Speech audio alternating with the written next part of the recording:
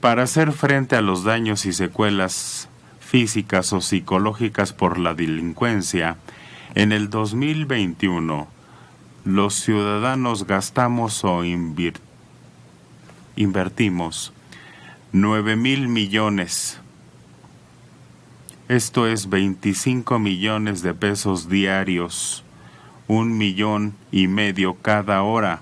Es una encuesta de victimización y percepción sobre seguridad pública elaborada por el INEGI. Se revela las erogaciones que realizan los mexicanos que resultaron heridos o afectados psicológicamente al ser víctimas de un delito. Son pérdidas económicas a causa de la delincuencia, pero también datos sobre terapias o la recuperación de los bienes que perdimos o lo que gastamos en seguridad. Es decir, ya en la casa no llegas y dices, ¿qué chapa quiere poner? La más barata, la más sencilla. No, ya llegas y dices, la mejor, la más cara. Ya una luz afuera, póngame una buena luz para que ilumine mi calle. Cuando alguien es víctima de algún delito, se queda claro que el Estado está dejando de cumplir con su función. Un ciudadano que es atacado por delincuentes ya no es la misma persona. Sufre daños o secuelas que en ocasiones son irreversibles. Estas encuestas dicen deberían ser utilizadas para diseñar políticas públicas para combatir de manera eficaz los delitos. El delito que ocasionó mayores gastos en salud fue el de amenazas verbales, seguido por el robo a transeúnte o el transporte público. Las entidades en las que los delincuentes ocasionaron mayores gastos en salud fueron el Estado de México y la Ciudad de México. Hay hasta psicólogos que reportan que hay pacientes que tienen que llegar a estos tratamientos porque fueron víctimas de algún delito. Han llegado con crisis. Hace poco llegó a mi consultorio una chica que perdió la voz al día siguiente que la asaltaron y le quitaron sus pertenencias. Es un gasto que no contamos. Pero ¿quién sale ahora con un automóvil sin seguro? No, ya no.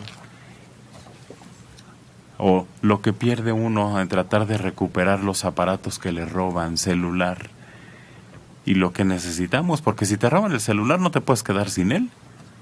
No, ahora es parte de la vida cotidiana. Exacto. Ya no es un artículo de lujo. Pues, entre otros datos también están diciendo que, aunque ha crecido el número de personas encarceladas en México, ahora tenemos un sistema que se llama prisión preventiva. ¿Tienes cara de sospechoso? Al bote. Y luego vemos. Pero mientras al bote. Y tenemos las cárceles llenas. No hay evidencia de que la prisión preventiva sea una medida efectiva para disminuir la incidencia delictiva, además de que viola los derechos humanos como la presunción de inocencia y el debido proceso. Es otro estudio de los que están presentando. A 3 años de su implementación, desde sus orígenes la prisión preventiva oficiosa ha mostrado poca efectividad para contener la criminalidad, pues desde 2008 aplica para los delitos de delincuencia organizada, homicidio doloso, violación y secuestro, entre otros. Pero esto no disminuye la incidencia delictiva. Aunque aumente el número de personas presas acusadas de cometer estos delitos, la incidencia delictiva sigue creciendo, lo que sugiere que el hecho de que haya más personas en la cárcel no garantiza que se cometan menos delitos. ¿Esa información quién la da? Aquí te digo, la Corte Interamericana de Derechos Humanos y la Suprema Corte de Justicia en un estudio de la Dirección General de Difusión y Publicaciones del Instituto Belisario Domínguez del Senado. Porque ya ves que la verdad oficial en México es que los delitos graves han reducido, delitos violentos han bajado. No se ve claramente, en algunos lugares sí, ciertamente, ¿no? Pero las cifras globales no indican que realmente esté disminuyendo. Entonces, ahí hay un choque, pues. ¿De quién es el INEGI? La realidad. Y el INEGI, pues, es autónomo, por eso difiere a veces de la verdad oficial. Entonces, hay datos del INEGI, hay datos de seguridad pública, hay datos de estas asociaciones civiles como la anterior y esta, que son independientes. Todas tienen sus datos. ¿A cuál nos atenemos? Bueno, creo que si tú le buscas un fin propagandístico o publicitario a esa información, está claro que es el gobierno central, el Poder Ejecutivo, quien está explotando esa información de manera en su publicidad.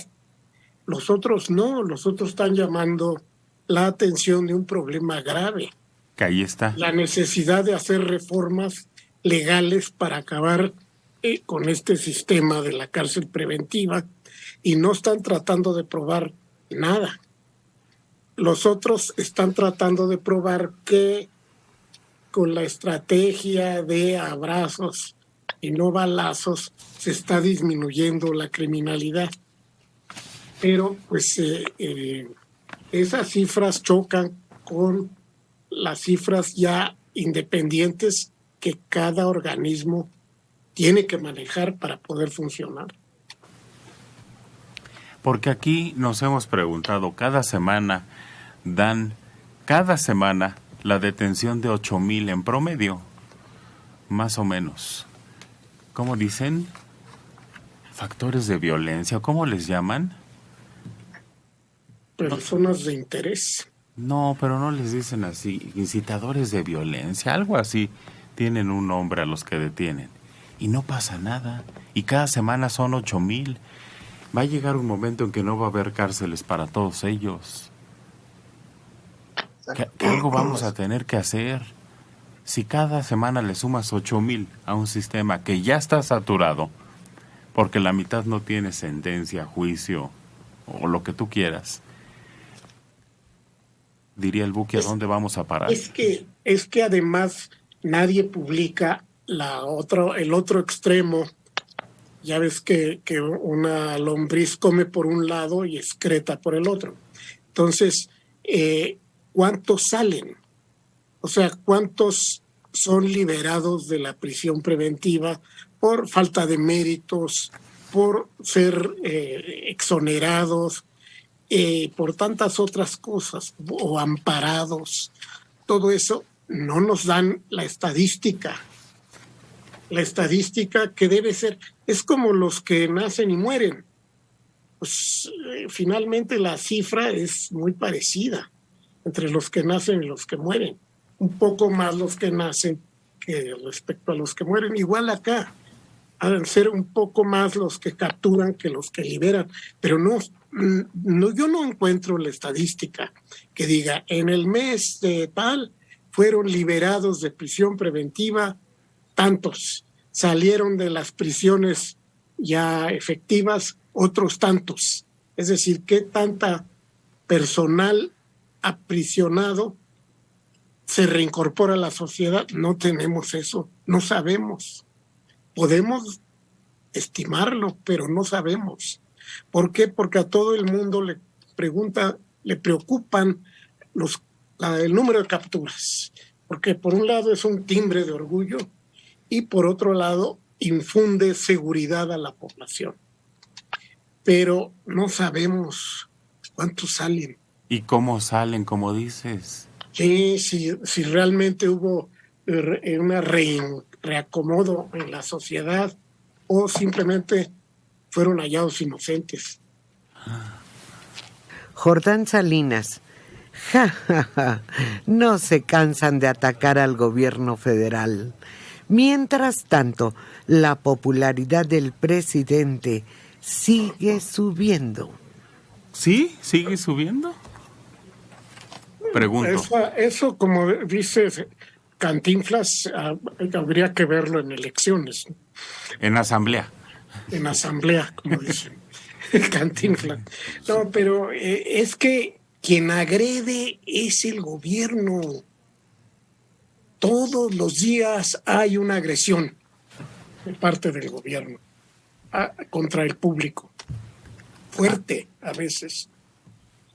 A ver. O se comisa algo, o se cierra algo importante, o se condena a algún medio informativo. Todo eso que no debe hacer un gobierno sin consultar previamente. Por eso hay esa tensión entre los grupos de la sociedad que no están contentos con lo que está pasando y los que están felices con su dádiva, ¿no? Nosotros no ni estábamos en Irapuato cuando la masacre de 12 personas. La estamos comentando, un hecho que sucedió ahí en Irapuato y que el gobierno dijo, ya no va a haber masacres. Nos lo prometió. Es más, nos dijo que iba a arreglar este asunto primero en 6, luego en 1 año. Ah, sí. Seguimos esperando que se solucione. Ya van 4. El asunto que ellos nos prometieron. No lo estamos atacando al gobierno. Estamos recordándole sus propias palabras con hechos que nosotros no estamos sacándolos de nuestra mente oscura, cochina, sino que sucedieron, Alejandro. Además, la popularidad del presidente puede ser como el tipo chistoso de la oficina que a todo el mundo le cae bien, pero hace mal su trabajo. Entonces, sí, tráete a López, tráete a Suárez, que es graciosísimo en las reuniones, en los pasteles, en el cafecito, es súper ocurrente y canta y hace, pero no lo traigas para el trabajo porque hace muy mal trabajo. Eso es lo que estamos viendo y en las encuestas de popularidad, cuando se empieza a analizar ya el ejercicio de gobierno, hay muchos rubros en los que el gobierno está tronado, está reprobado. Entonces, pues yo preferiría un presidente menos popular, pero pues que mucho más eficiente. Gustavo Salgado García, de Miami, 55 años. ¿Por qué no hablan mal del gobernador de Guanajuato? Él es el responsable de la seguridad de allá. Es solo hablar con la verdad. Todo le echan la culpa a López Obrador. No.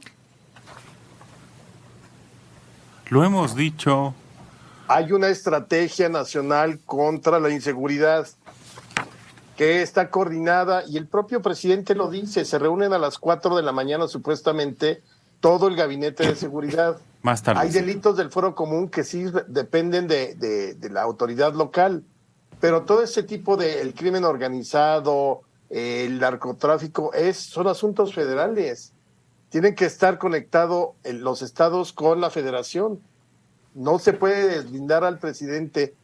Claro, el presidente no va a ir a hacer la aprehensión, pero tiene sus fuerzas de seguridad. Por eso se llama Guardia Nacional, no se llama Guardia de Guanajuato.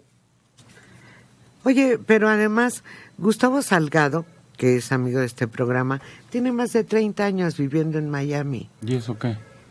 Eso no le da autoridad para criticar lo que sucede aquí en México, porque él vive muy ajeno a los problemas que se dan aquí. A lo mejor vive al pendiente de las noticias. O viene seguido, o tiene familia ahí.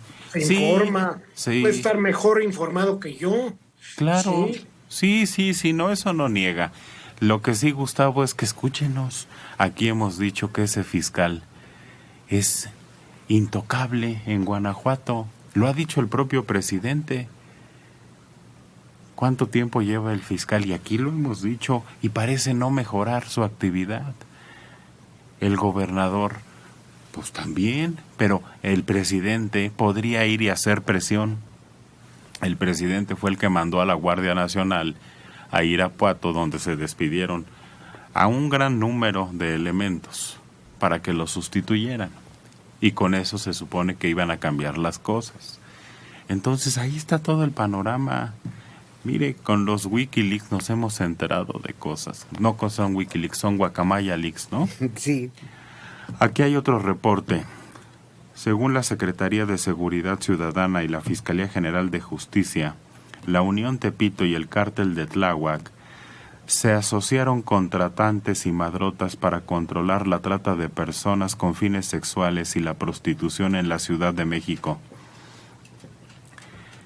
Estos grupos han logrado incursionar en la trata de personas que son enviadas desde Tlaxcala. No solo en las calles la controlan, sino también a través de cuentas de Twitter, Facebook, Tinder, Telegram y hasta OnlyFans, donde promocionan a víctimas que están bajo su yugo para prostituirlas. Incluso las mujeres que tratan de trabajar de manera independiente se ven afectadas por la Unión Tepito, porque se ven obligadas a dar un porcentaje de sus ganancias para evitar algún daño. Están en todo estos desdichados. Y lo malo es que lo saben. Ubican los hoteles donde son enviadas estas víctimas. Saben las calles en Cuauhtémoc donde se focaliza el mayor número de investigaciones. Y no actúan. Eso es lo que nos está dando desesperación con los Guacamaya Leaks. Tienen un perfecto panorama del ámbito criminal. No actúan o no hacen nada por evitarlo. Y no es el único alcalde que no escucha. La abogada Blanca Paredes se halla en huelga de hambre desde el viernes pasado, afuera de la Casa Jalisco. Esta abogada es la que lleva el juicio contra el exmagistrado José de Jesús Covarrubias, que está prófugo. Se peló. Este es acusado de abuso sexual y corrupción de menores. Esta litigante demanda ser recibida por el gobernador Enrique Alfaro porque dice que hay una red de corrupción que protege a este hombre. Se interpuso una denuncia a finales del 21 contra este exmagistrado, quien se presume intentó abusar sexualmente de su sobrina de 15 años. El acto fue grabado. A lo mejor se acuerdan del video donde ella está en el fregadero y le llega y empieza a toquetearla. Está en video, se comprobó. Y pues no se hizo justicia porque se le dio oportunidad a de pelarse. Ahora se quejan porque el gobernador no las atiende y no ha tomado cartas en el asunto. Al presentarme a las distintas fiscalías me di cuenta de que su forma de proceder es omisa y corrupta. Este exmagistrado presumía de ser muy cercano a Enrique Alfaro. La abogada está esperando que el gobernador la reciba y las escuche.